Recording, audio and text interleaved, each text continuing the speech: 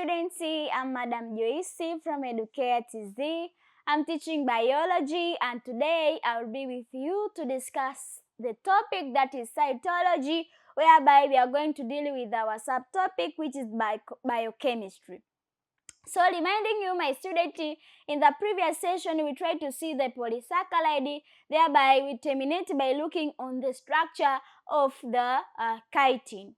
So today we are proceeding looking the uses of this chitin. Since we have seen that chitin, it is found in different animals. For instance, in the structure of arthropods, or those are the insects, the crustaceans, and so on. So what are the uses now of the chitin? Either that man-made or artificially, and that natural chitin. So now we are saying that uses of chitin. Chitin is a polymer that serves several important functions and has various uses. And the first function here, it is the structural component. So this one is the first use of chitin, that is, it is used as a structural component. That is, chitin, it is a primary component of exoskeleton of arthropod such as insect, crustaceans, and the spider. So it provides strength and protection.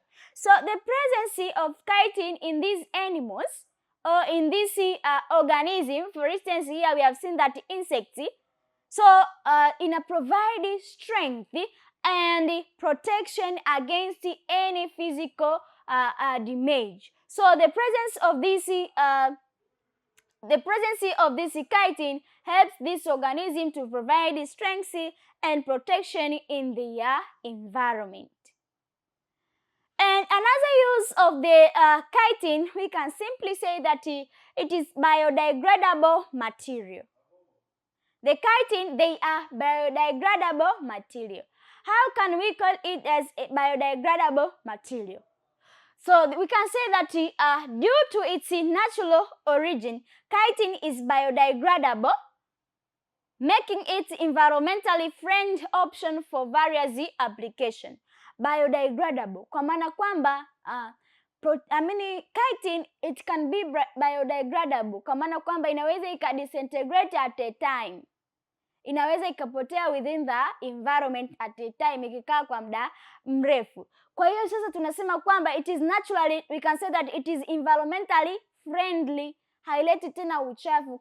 For instance, we have a lot of insects. This is what we know. So with the outer, we know that the insect, they are doing the removal of their exoskeleton, that is ecdysis. They are undergoing ecdysis. So after ecdysis is whereby you can find a lot of these chitin or the exoskeleton in the environment. So due to biodegradable in nature, that means it can disintegrate at a time, so that it become environmentally friendly. Haichafui mazingira wala haiharibu mazingira, kwa sababu zikikaa muda mrefu zinaweza zikadisintegrate kabisa, zikachanganyikana na udongo, zikaenda kurutubisha udongo. Na ndio maana tunasema kwamba these chitin, they are biodegradable material, since it can also include the soil fertility due to its component. Remember, while we are discussing on the component of this compound, we have seen that it has a amide. So in amide there is nitrogen, so it tends to increase the soil fertility. That's why here we have seen that it is the biodegradable material.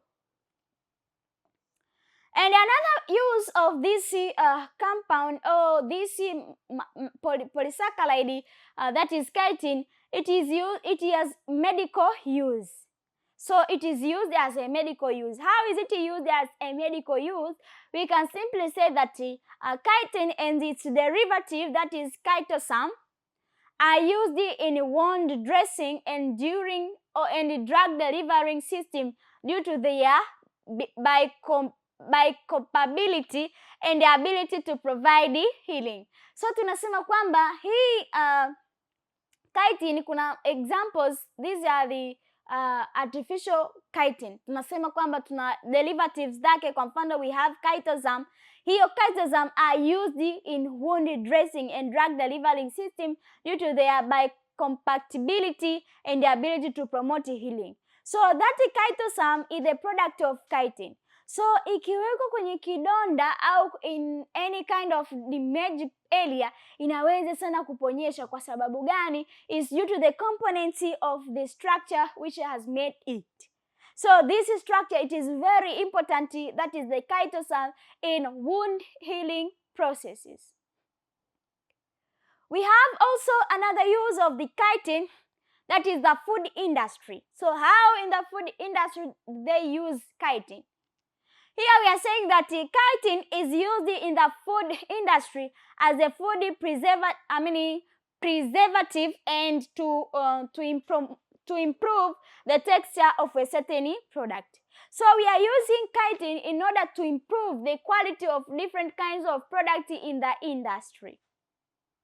For instance, here you can see in the food industry, so they mix with the food so that either to get a good flavor and so on. So this is how it is used in the food industry. So chitin, it is used in the food industry as a food preservative, ili kile chakula au those products which are formed within the industry zisiweze kuharibika kwa urahisi zaidi. So we are using the chitin so that to preserve the products from the industry or from the food industry.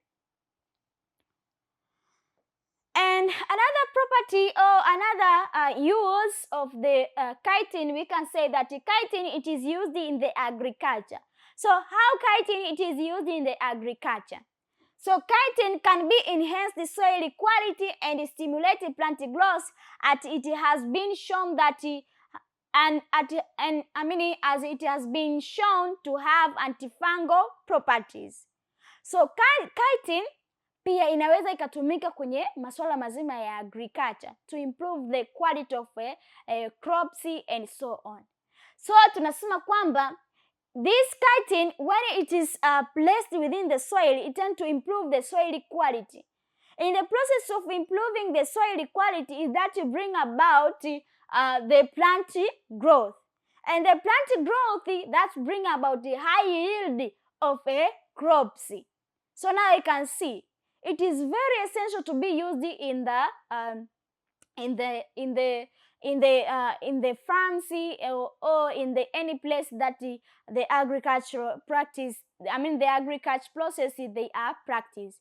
For instance, hapa wamesema kwamba it has been shown that within the chitin there is antifungal properties, meaning that they fight against any pathogens which would affect or would have an effect in the crops and other products which are formed within the farms. So now you can see, but also when you try to explain in agricultural context, you can also say that it is due to the components which made this chitin.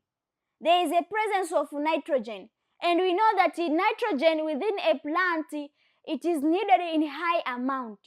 So by doing that, it can improve the growth, the crops production or the crops growth within the farm. So that's all about the agriculture.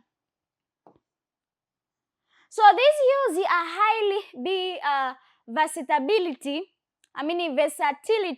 and importance of chitin in both nature and various industries. Kwa unaweza ukaona kuna umuhimu mkubwa sana wa kuwa na hizi chitin, either artificially or those naturally chitin.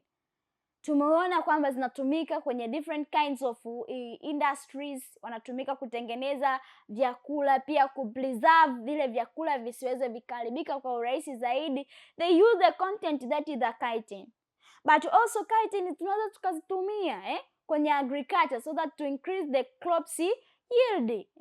So those crops, they tend to increase due to the presence of this chitin. Either they use this chitinous material so that to improve their quality of soil, thereby to increase the plant growth and plant yield. So that's all about the uses of this chitin.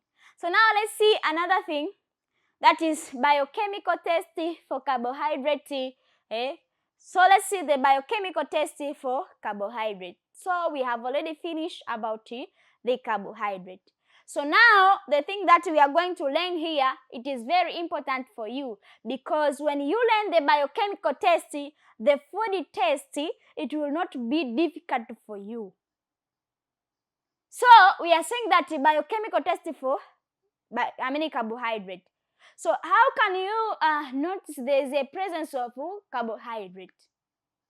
Thus we are doing different kind of tests so that to know if there is a presence of carbohydrate.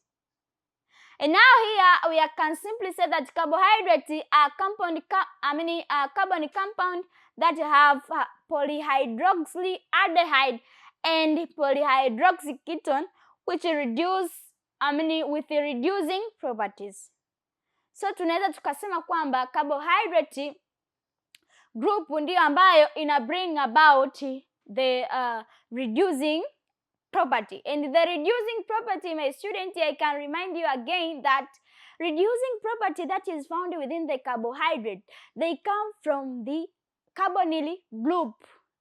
And the carbonyl groups that we are talking about, they include with the aldehyde group and the ketone group. So my student, I would like to invite you into the next part of this session, whereby we're going to clarify more about the biochemical testing of different kind of carbohydrates that we have already learned. So thank you for your time and for listening.